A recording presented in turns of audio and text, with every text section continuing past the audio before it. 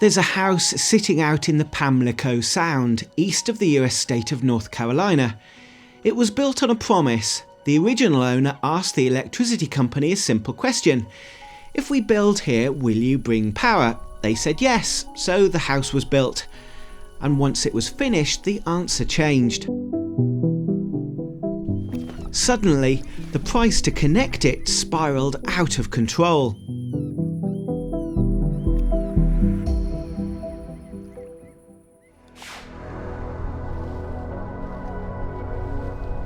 That left a nearly completed home sitting dark for years.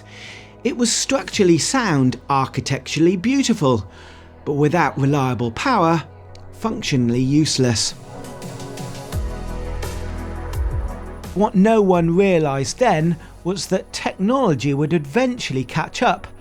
But this isn't a story about energy independence. Before the system was finished, the reason for completing it would change entirely. My husband and I used to come to Hatteras for camping. We'd bring a camper here and we really enjoyed it, so we thought maybe we should just buy a house here. So we had a realtor take us out to a home on the Sound closer to Hatteras, and we liked it but we didn't love it. And as we drove back over the bridge that looks over the water here, I pointed out in the water and said, "Wait, there's a house out in the middle of the water." I said, "That's where I want to live," and laughed about it. And as we drove the 4 hours home, we realized we probably should have looked at more houses. So I went on Zillow and I'm scrolling through and I went, "Oh, that is the house."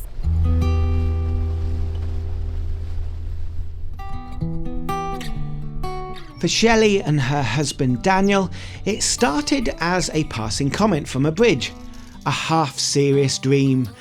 But when they discovered the house was actually for sale, curiosity turned into commitment.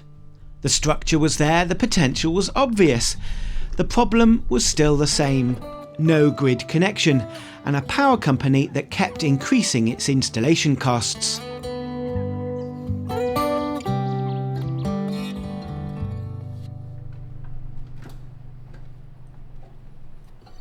We could tell that there had been an AC unit here, but it had deteriorated, and there was no refrigerator, no AC. The water was running, but not very well, and what came out did not smell very well because I think they didn't dig the well in the right place to get good water. And so we could tough it out. We could, feel like you're on a camping trip, but it wasn't necessarily the way he wanted it to be for everyone to be able to come here. Without stable electricity, daily life becomes fragile. Refrigeration isn't reliable, climate control disappears, water systems are inconsistent. You don't realise how much modern living depends on stable power until you remove it. They weren't interested in camping long term. They wanted to live here properly. How much would it cost to run power? There's power just over here. Oh, probably $5 million. And we said, "Thank you, goodbye." With $5 million as the latest quotation and a previous old and unreliable generator, Shelli and Daniel needed to think differently. 10 years earlier, this would have been unrealistic. Battery storage at residential scale simply wasn't where it needed to be. But lithium iron phosphate technology has matured, energy density improved, and costs are dropping. Suddenly, $5 million didn't look like the only option anymore. We do off-grid solar design and installation. We also do RV installation as well as marine installations. Ironically, we met them at an RV show. And they came specifically, I found out months later, because of the solar potential, having someone there that does solar. So the husband was walking around and the wife actually found us, and Chris was gone to the restroom or somewhere. And she said, "I have a problem. I have an island that no one wants to come out to, that we might need a helicopter for, and we want off-grid. Can you help me?" When Shelli described the island project to Cynthia and Chris from EcoEthics Solar, the first reaction wasn't hesitation, it was logistics. How do we move equipment across shallow water?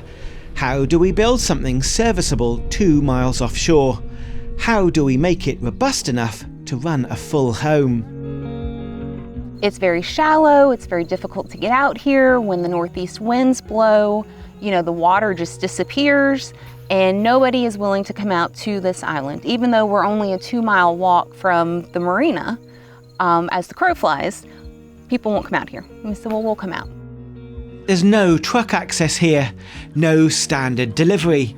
Every major component had to be transported carefully and in stages. Heavy lithium battery modules weighing around 45 kilograms each. Inverters, solar panels, enclosures, everything. This wasn't a standard residential upgrade.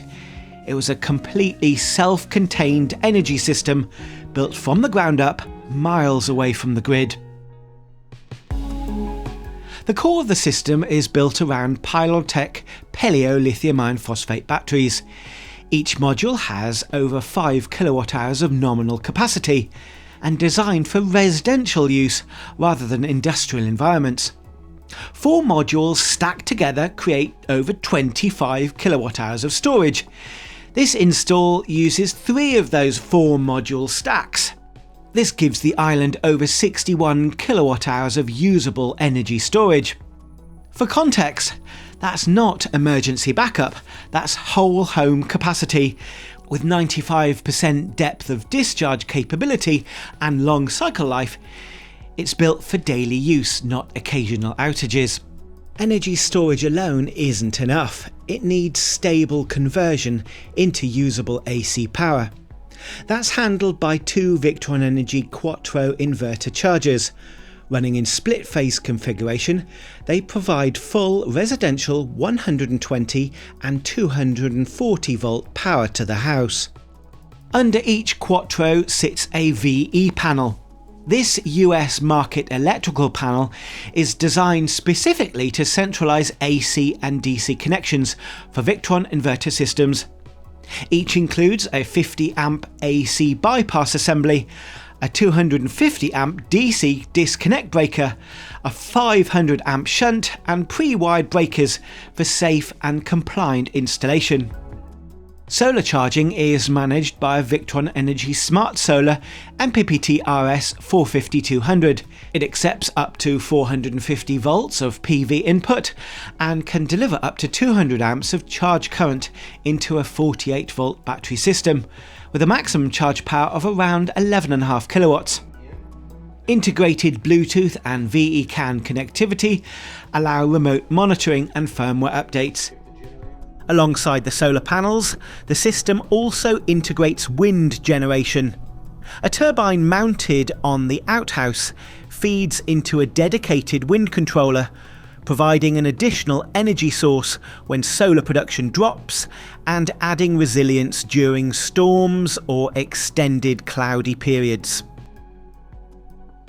Cynthia and Chris have installed the Serbo GX, giving full off-site VRM access. It's not just about storing energy, it's about managing it intelligently. The extra energy gave the house the power to have proper water filtration and sanitation, protecting the precious natural habitats this island shares with the wildlife. As the Victron Energy system neared completion, the focus was still technical. Timelines, wiring, commissioning, and then everything shifted. Before the system he had poured so much into came to life, Daniel passed away. He never saw his electrical vision fully realised. Before he passed, we came and all the equipment had been delivered and it was all in the house. He was really excited about it and just looking forward to what this could be. He didn't get to see the finished product yet. The day that we got the text message from his wife that he had passed, we thought it was a joke.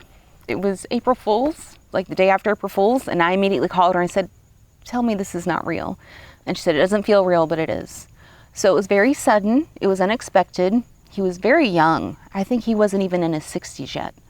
And I know she was devastated, and I have no right to shed these tears, but just a loving, good-natured fellow with the ability and the drive to do good for others. So since then, his wife, Shelli, is just very bent on, this was his dream.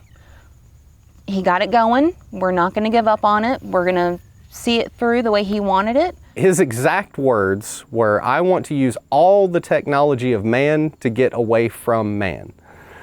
So that being said, we had to use every type of technology available to us, from reverse osmosis, desalination systems for the well, Victron energy components for the electrical system, wind turbines, air conditioning systems that have variable speed compressors so they use much less energy.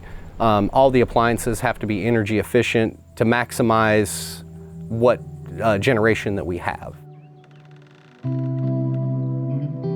Chris and Cynthia continue to help Shelli finish the house, but long term, this is something Shelli will have to finish alone. I have a different philosophy of whether he's seen it or not. In my personal opinion, he's here with us right now, and I think he sees everything and he knows what's going on. Even though we can't see him, I think he's here. And so in my opinion, he's happy that it's finished, and he would love for us to continue to enjoy it.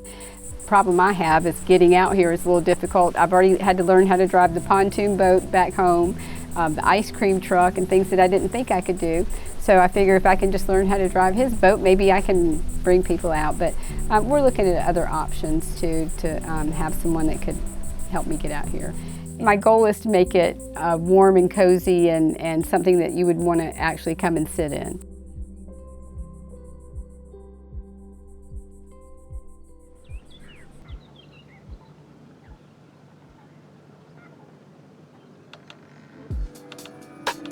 Today, the island runs on over 61 kilowatt hours of lithium storage, dual quattro inverter power, and high voltage solar charging capable of over 11 kilowatts. The grid never came, a $5 million cable was never laid. But the house works, fully, reliably, quietly. And in finishing the system, she finished what they started together.